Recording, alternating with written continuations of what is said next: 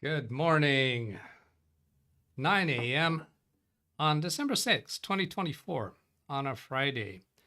See, Control-Shift Windows T.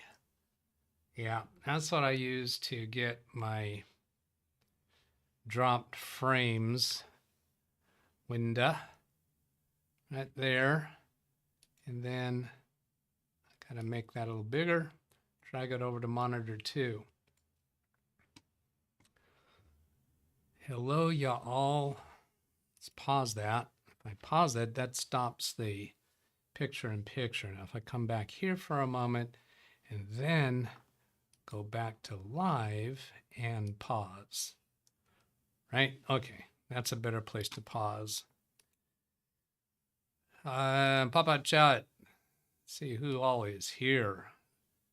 Down at the bottom, I see 18 watching now. This show is, let's see, can I see that right there? Episode 19 of this fixing live Windows training.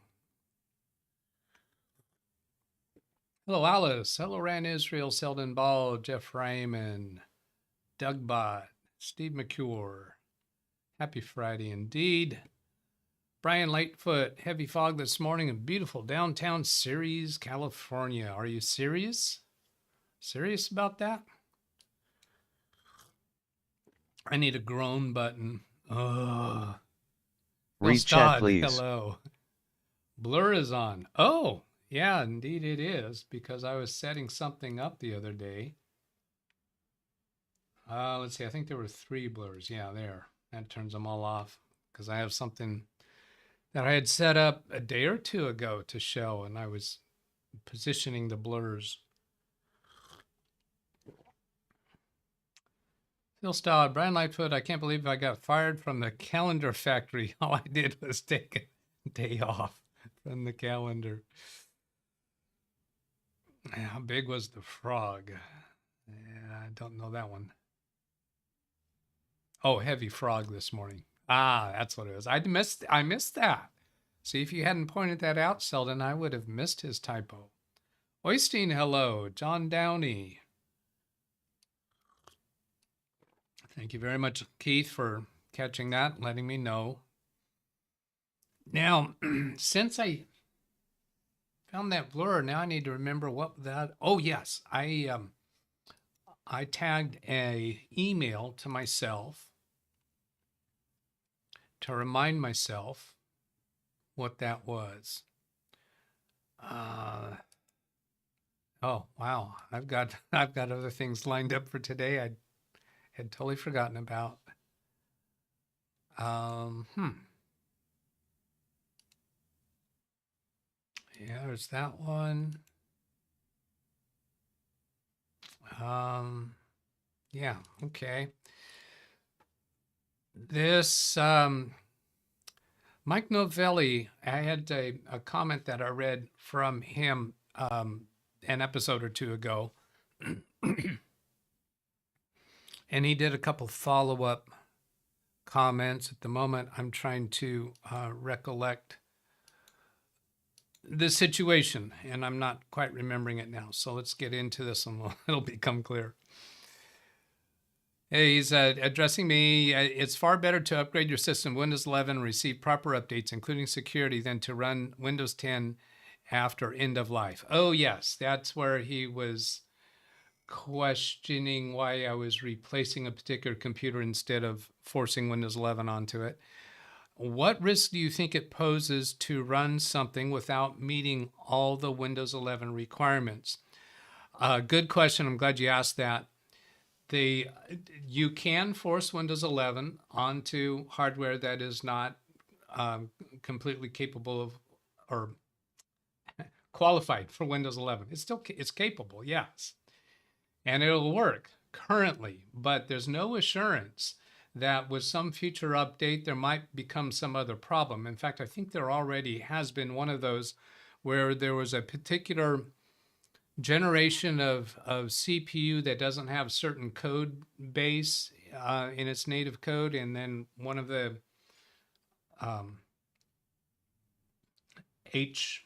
updates, I think, was no longer going to be valid. I'm not real certain on that. It seems there was something along those lines. But my main reason for it is because I'm paid to be providing my professional advice to my clients.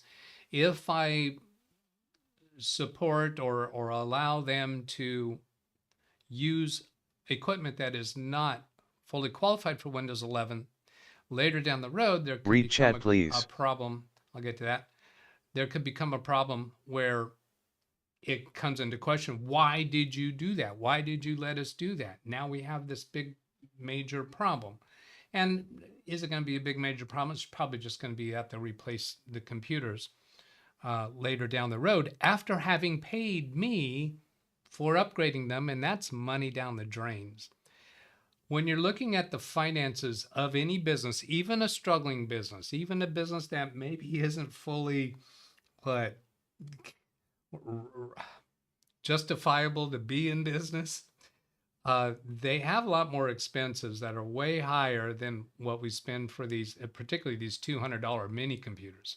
I mean, for some of these older computers to force Windows 11 on them, they're going to pay me more in my time than the price of a new computer, of these new mini computers under $200, which are completely adequate for the end users. I think I've been using them for 6 months. Has it been more than that?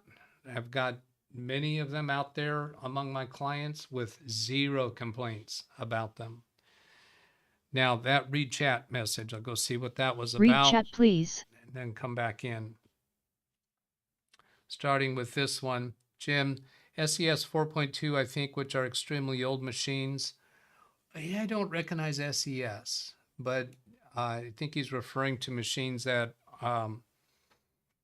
if you force Windows 11 on them, they are now having a problem that wasn't anticipated. 24H2 requires SSE4. Oh, that's what's going on. 4.2 compatible processors, basically anything since 2010. Yeah, but what other problems are going to happen through updates? Yeah, Chris is disagreeing with forcing Windows 11. Really old CPUs. All right, got that. Let's continue on with Mike Novelli's. He's actually got another reply. Now, this comes to me by email because his first comment comes to me in my channel comments page, and then I replied to him with a timestamp to when I replied to him in the show. And then he replied again.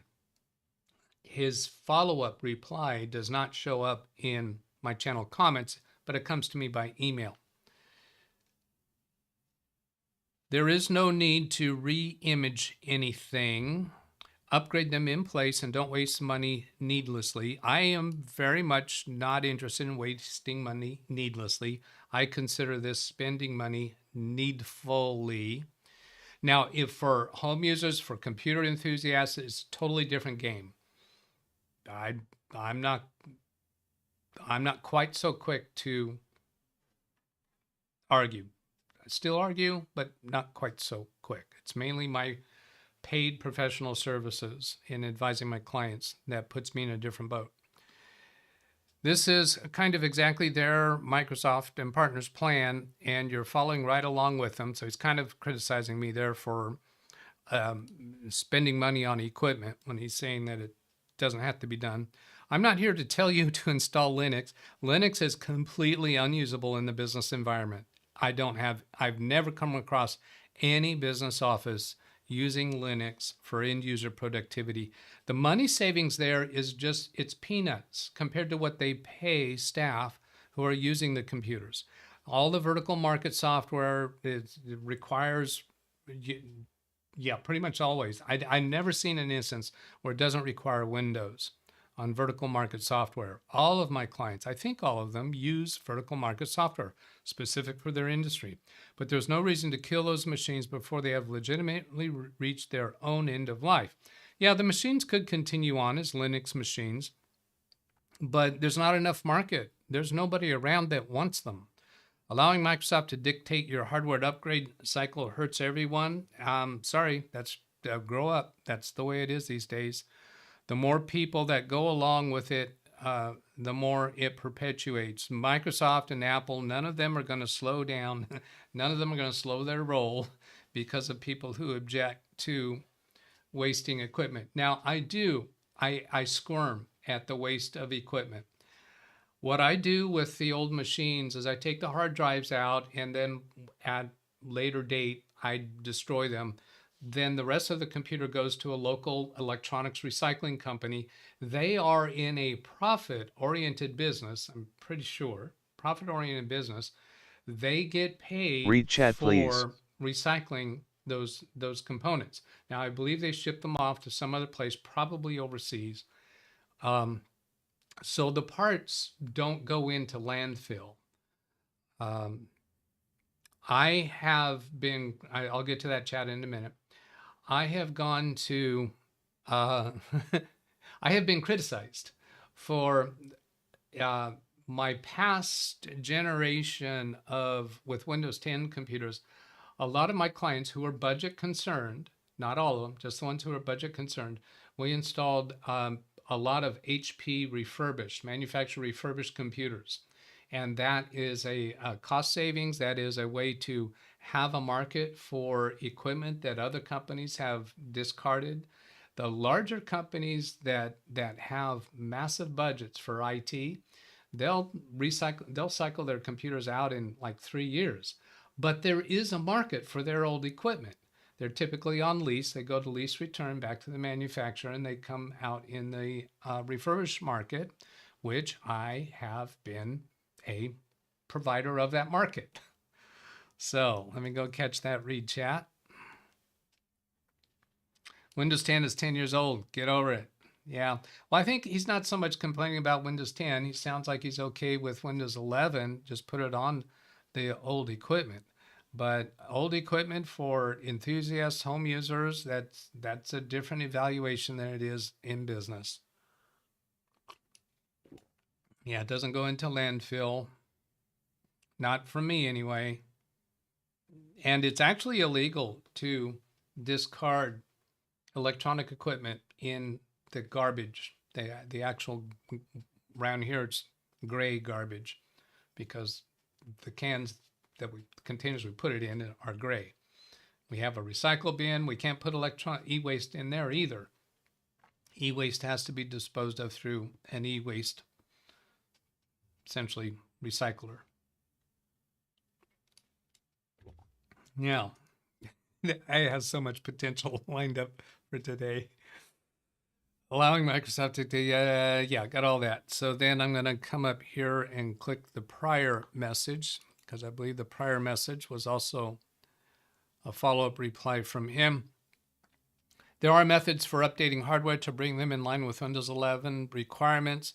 Yeah, so how much are my clients going to spend on me doing that when we can buy brand Read new chat, please. under warranty computers for under $200? That just does not make financial sense. Let's see. Yeah, I'll get that one. Send me your e-waste. Yeah, now actually that's what we get into here. He asks about that. For instance, you can easily take HP Z240 style machine, upgrade the TPM firmware from 1 to 2x, so it makes requirements. So far, I have not heard any legitimate security breaches or hacks dependent on using unsupported hardware with Windows 11. I can't do that labor for free, so it's easily going to cost them $200 for me to do all that. The biggest issue is not being able to run the larger yearly updates, but you can command work around that pretty easily. I understand if you can just shift those costs on the clients, but it sure is wasteful. Send me the old hardware. Well, if you want to pay my time at $115 to acquire the materials and to pack them into boxes and pay the shipping for them, then that's a possibility. If you want to drive to my home in Fresno, California and pick them up, that is a possibility that you could get that hardware. I seriously would be surprised if you have a market to be able to provide those to end users. The only thing I could think of is you would sell them on eBay as what they are. And I would be open to that. If somebody wanted to, would come to my home and take them away with very little on my time, I would be open to that. As it is, I have to pack them into my car and take them to an e-waste recycling center. Now, I have done this in the past. One of my brothers picked up a bunch of computers intending to refurbish them and sell them. He never did much with that. He wasn't already in that essentially work mode. So I don't know what he wound up doing with them. He probably took them to e-waste himself. But yeah, who was it? Chris said, send me your e-waste if you want to pay my time and all the materials for doing that. Then that's a possibility. We could possibly put that together, but it's got to be less costly and time consuming to me for me to do that. 2 times a year, City of Madison has a recycling event to dispose of old electronics. That used to happen here, but it wasn't. It was a city-sponsored event, but it was one of the private recycling companies that we have here, and there are 2 of them that I use. I like the smaller one better because it's quicker turnaround time. I just pull up right up to the roll-up door of their warehouse and offload my computers right onto the ground, just right around my car, because that is where they want them. Date firmware, DLL, recycling, Still see Windows 7. Oh, I came across, as I'm working on improving my channel, I'm playing around with vidIQ, and it has video ideas, and it suggested that I do a video on how to upgrade from Windows 11 to Windows 7. There's AI for you. Upgrade from Windows 11 to Windows 7. Let's see, I want to go check and see what others did I have lined up. Do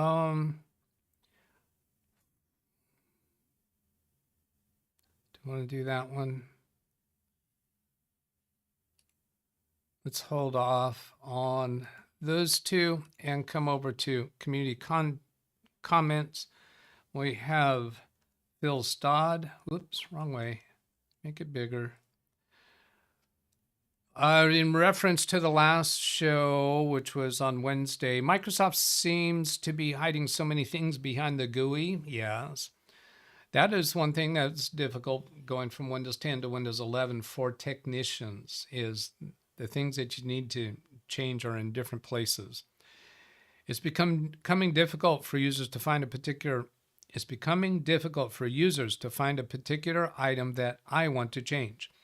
I started competing with DOS. I spent a lot of time writing configsys and autoexec batch files. I'm right there with you. And menu.txt files. That's how we created a menu system for people to type in the DOS command prompt for launching their programs. That was more satisfying for me, he says. I agree with that. That was the good old days. I find myself doing a lot of command line entry lately. Thank you, Phil Stodd. There's a thumbs up and a heart. I'm not going to reply with a timestamp because he's around here often enough that he will probably catch this if he's not already in chat. Let's see. Control F, search for Phil. Yes, he is. My company will need to upgrade all of its computers soon, he says. John Williams, for our recycling, you just drive up and they unload it from your vehicle. You sit in your car. Yes, that's exactly what it was here as well. Sometimes those recycling events were held at a shopping center. Sometimes they were held actually at one of the facilities. One of the facilities is huge, massively large building, and they get truckloads of stuff that comes in from other smaller recycling reception points, and that they actually process the computers there. I can see their equipment back there where they're tearing the machines down, taking out the different component materials, and they have huge machinery back there. I ought to go see if I can get a tour of that place sometime. Most of the employees there are prison release. I guess ex-convicts you'd call them, or on some kind of a maybe even prison work program. When they drive in, they have to go through a security guard gate and have metal detectors and all, and they're examined real closely as they leave to be sure that they're not taking any equipment out with them.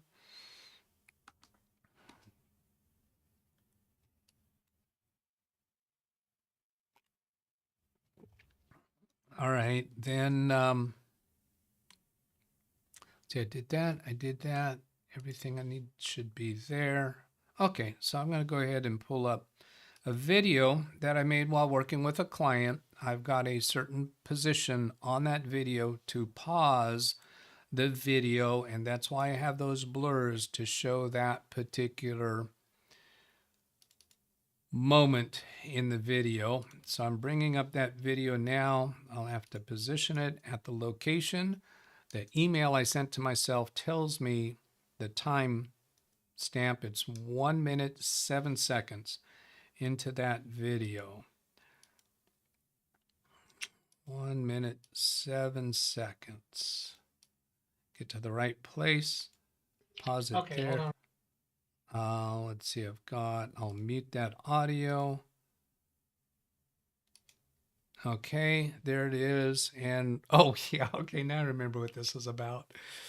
I'm going to turn on studio mode, bring that screen up on the preview panel, turn on those first 3 blurs, which should perfectly arrange this.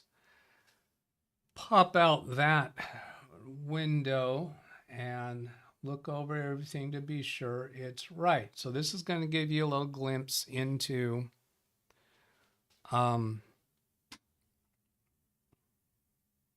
actual client work and a piece of vertical market software. Now I'm bringing up today's video on Baby Beast so that I can verify what I'm actually showing, because the way I've got Big Beast arranged right now, I can't see what I'm actually broadcasting. So now that I'm going to press transition, and that'll bring this up on screen for you all. Okay. Yeah. It's a little disorienting because as I'm moving the mouse around, the image I'm looking at is not grayed out at all, not blurred out at all. This is a software called A1 Law. It's for law offices. There's some blurs around here, and mainly what I wanted to show you is this panel here. What they called me about is that they copy emails into this program from Outlook. They just drag it over from Outlook. And the particular email in question that they're demonstrating right now is right where I'm moving the mouse. Now, I know it's blurred out. You can't read it. That's intentional. The question they had is that they're unable to open the emails once they're copied into A1 Law. And this is what was happening. So this is a very, very simple solution. And all I'm demonstrating here is the reality of end users who know their work, know their job, know their interest, their industry. They're trained and have degrees in their field, but don't realize how to deal with something here that most of you should recognize what to do. What happened is they double-clicked on the email in their vertical market software, and this window popped up. They don't have any idea what to do. Well, they're trying to open an email, and Windows needs to know, okay, what program do you want to open that in so we can see it? And the answer for them is Outlook. Now, I just noticed here that this says new here and new here. That's a little, this looks like the new Outlook. I prefer to, most of my clients are still using the old layout for Outlook. So all we do is click on that once and then click on the always button, and it's done. It just goes and opens up where they need it. Not difficult at all. This video down at the bottom, you can see was 4 minutes and 2 seconds long. And that's from when I started the recording through connecting to their computer and finding the problem and solving it and being done. So that because of my start time and end time probably wound up being a 6 or 7 minute charge to the client. Many technicians would say 15-minute minimum. So anytime a client calls, they get a 15-minute charge, even if it only takes 5 minutes. I do not do that. I have a start time and an end time. The computer's capable of figuring out the difference. And yes, my clients get, let's see, let me fix this and get back to me. Take that off screen. Got to transition that. Turn off studio mode so I don't accidentally bring that back up on screen, and I'll actually close that video so I don't accidentally bring it up. I was just starting to explain something. Oh yeah, they'll get invoices that have a whole bunch of, that have a lot of little tiny charges. But they see that I actually solved their problem with these little tiny charges. Somebody is stopped, unable to work. And because they know they can call me, and they just get the charge for the time that they use, and they don't have to worry about is being rounded up. Oh no, is this worth getting a whole half-hour charge for something that might be a 2-minute fix? They don't worry about that. They just call me. Now they see all these small charges that solved their problem and got them back to work. So this teaches them, don't struggle with solving yourself. Just call me. And that's what they do. That's what my clients have learned to do. They don't spend a lot of time themselves trying to figure it out because they don't like wasting support money because of these rounding up policies. Also, some technicians through the billing period, if you don't have a full hour of charges, they'll round up to the full hour, even if it was only 10 minutes. I don't do that. And then the other thing that strategy does is when they see a single time slip that was like 3 or 4 hours long for something that didn't sound like such a difficult problem, but it became complex, because that does happen, they get charged for the whole thing. They are paying for my expertise. Yes, they are not paying for me to always know the right answer first. That's my strategy, the way I handle billings. Not all technicians agree with that, and that's fine. That's okay. Do you. John Williams, yes, I'm going to have a live stream tomorrow, normal Saturday time. Let's see. So there's some other conversations going on between people. I'm not going to try to decipher them. I may or not go back and read through them later. I do not always do that anymore. I'm curious about what this Dell link is from Wintermute to Chris. So I'm going to poke my nose into something. Yeah, regarding TPM eligible computers eligible Read for chat, upgrade. please. Yeah, if the computer doesn't, oh, thank you, Blur. If the computer doesn't claim to be Windows 11 capable, I don't look at it any further. We're just going to get new computers, because all the computers that don't qualify are of a substantial age already, and most of them, when they got put into place, were already refurbished computers. And the under $200 computers are faster than the older generation computers that were i5s or i7s. That may be due in part to the operating system clutter that's in those computers. And if they got a full wipe and reload, that might bring them back into better performance. But it's still, they have to pay my time for that. And then another point about, and this goes back to the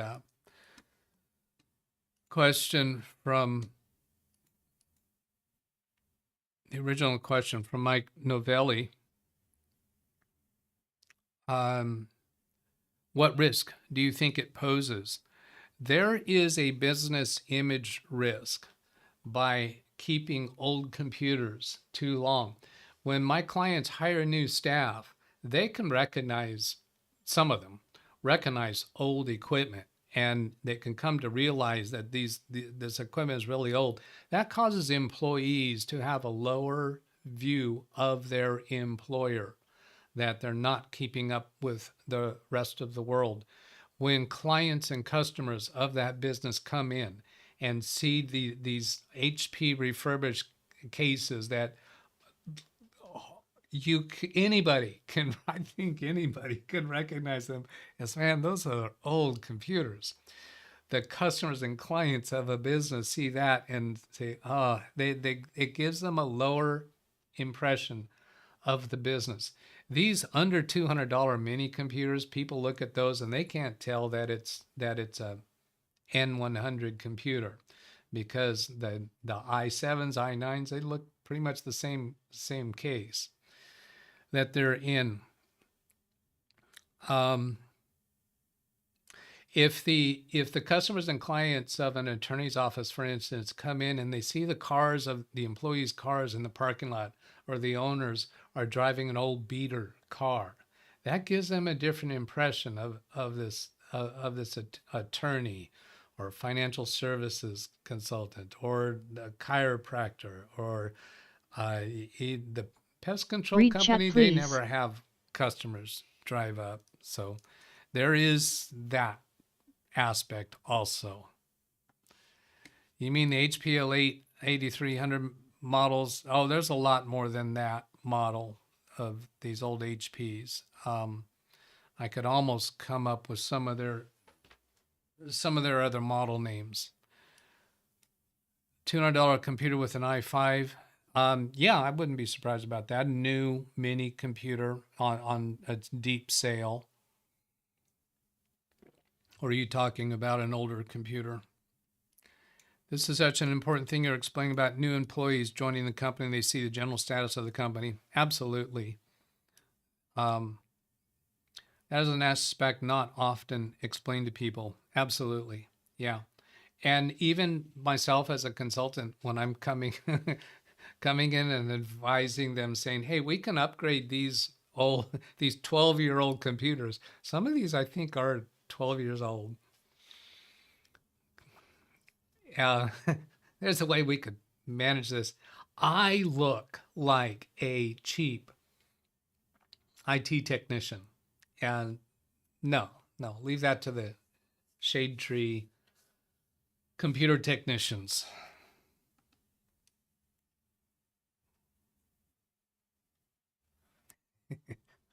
Now, as the owner of a company, let's suppose it legitimately is a struggling business. By keeping the older computers, maybe that helps you deny